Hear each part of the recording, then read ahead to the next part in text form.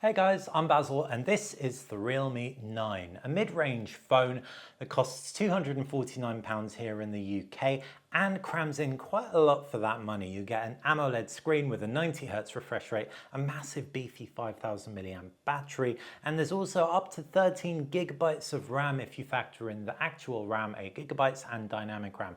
There's a lot going on here, but there are some really clear compromises too. It's only got a Snapdragon 680 chipset inside, which isn't all that powerful, and you also have no 5G. You can get a lot of 5G phones for this price.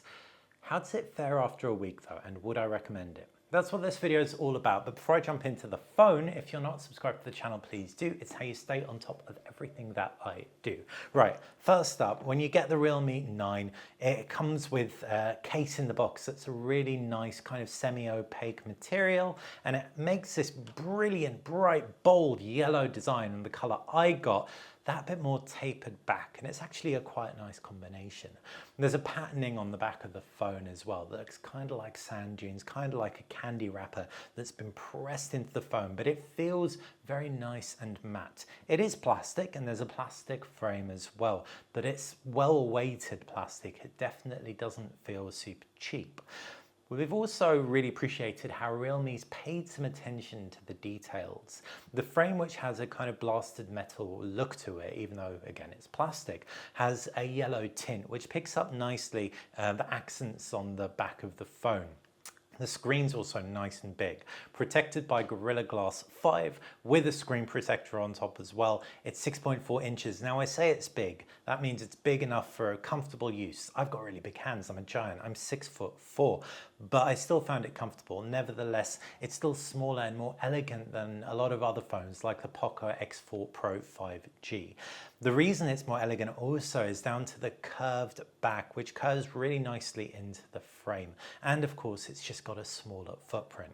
As far as buttons and ports go, you've got a USB-C port at the base as well as a 3.5mm headphone jack. There's also a loudspeaker. Now it's a mono loudspeaker, which is a shame. The Poco X4 Pro and Redmi Note 11 Pro pack stereo speakers, which do perform better.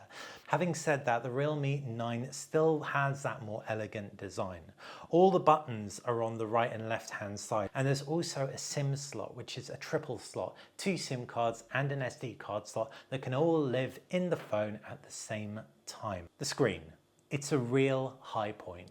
With its 6.4-inch size, like I said, it's comfortable, it's bright as well, easy to view outdoors, climbs up to 1000 nits, and it's an AMOLED screen. Colors are really nice and punchy, vibrant, black's nice, inky and deep. Viewing angles are good, not the best we've seen from an AMOLED. There is color shifting, but it's very, very good for the price. Realme also includes a lot of customization options in the display settings, so you can change the look to match what you prefer. The Realme 9 runs with Android 12, so relatively future-proofed, and Realme UI 3 over the top. App support's great, there's a bit of bloatware, but most of it is uninstallable. If you've not used Realme UI, but you have used ColorOS, they're basically the same at a nuts and bolts level. And the 90Hz refresh rate makes everything feel nice and nippy. Now, one thing that we didn't like was gaming on this phone. It's not awful, but that Snapdragon 680 processor just can't compete with the best out there. Here in the UK, you can actually pick up a Poco F3, which has a Snapdragon 870 chipset inside, and that wipes the floor with the Realme 9. In addition, if you pick up an X3 Pro, then again you get a Snapdragon 860, much better for gaming. If, however, you just multitask across a lot of casual applications like banking or web browsing or YouTube, then the Realme 9 could actually be absolutely perfect. That 8 gigabytes of RAM is boostable with dynamic RAM up to 13 gigabytes, and you can have loads of background applications working in tandem. You can also pin them to stop them from force closing, because the user interface can be a bit aggressive at force closing applications. The storage being 128 gigabytes means you can get 256 gigabytes extra with a micro SD SD card, so get ample space for all your files, photos, offline movie content, etc. Again, a really good multimedia phone for anyone who wants something a bit smaller and is willing to use Bluetooth cans or plug-in, because the mono speaker is easy to cover up and doesn't sound that great. Now, as far as the cameras go, we've got a 108 megapixel sensor here, and it's a new Samsung sensor. We haven't seen this before. Unfortunately, it doesn't live up to our expectations. 108 megapixel sensors in the past have been a little bit bigger. Physically, the sensors have been bigger, and so their low light capturing capabilities have been better too. This camera hasn't got optical image stabilization on it, and as a result, if you have any kind of handshake whatsoever, then there's a lack of detail that instantly becomes visible on the photo, especially when you pinch in. The lower the light gets, the worse this gets, and it's compounded when you switch to the ultra wide camera. Fine in good light, it's able to get some really nice photos. In fact, the processing that Realme applies on this phone is relatively decent.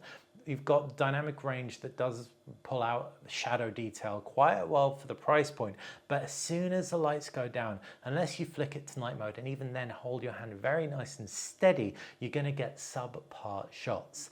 The 2 megapixel macro camera is a fixed focus camera we've seen on countless phones. Performs fine, but only in perfect lighting. Generally, you'll want to leave it alone. What we were really disappointed in is the 16 megapixel selfie camera that is grainy, even in decent, well-lit conditions indoors. You really have to be outdoors on a bright sunny day in order to make it take a decent shot. And the portrait mode missed the mark on the front camera for us. It kept missing my ears. Now, I know they're pretty big, but come on. We've seen phones outperform the selfie camera on this in its price range, so Realme needs to pull its socks up when it comes to selfies. What didn't disappoint us though is the battery life. 5,000 milliamps plus a humble Snapdragon 680 chip means 2 days of battery life is absolutely possible with this phone.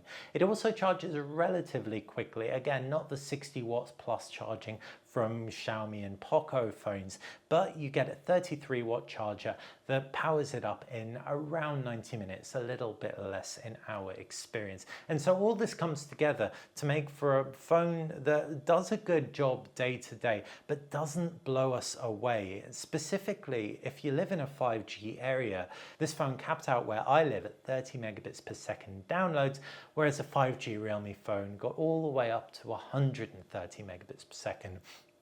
So find this phone at the right price. Absolutely pick it up. It's got a stellar screen, it feels nice and elegant, comfortable in the hand, and also that storage capacity, RAM capacity, all winning combinations for movie watchers and people who just want to listen to music, store loads of files, etc. But if you value gaming, if you really want a fantastic low light camera, you may want to look elsewhere. Hopefully you enjoyed my review of the Realme 9. If you did, then be sure to like this video, subscribe to the channel, and leave a comment down below with any questions you might have about this phone. I'll be hanging on to it for the next few weeks, so we'll do my best to answer. Thanks for watching.